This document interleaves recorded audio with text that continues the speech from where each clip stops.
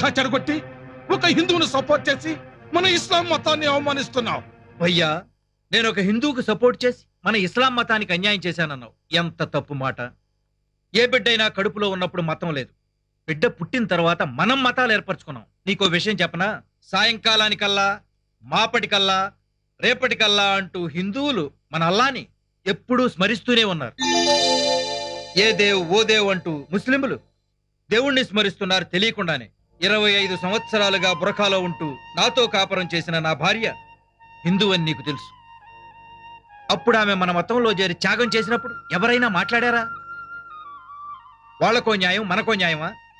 నేను హిందూ స్త్రీని పెళ్లాడినప్పుడు వీడు నాకు అండగా నిలిచి ఎన్ని దెబ్బలు తిన్నాడో నాకు తెలుసు. వీడికి నాకు మధ్య ఉన్న మతం అని అడ్డుకోవడం ఈ చిన్నారులిద్దరూ ప్రేమతో కూలగొట్టారు. రెండమ్మా. రామ్మా. ఒరేయ్, వీళ్ళని పెద్ద మనసుతో దీవిద్దాంరా.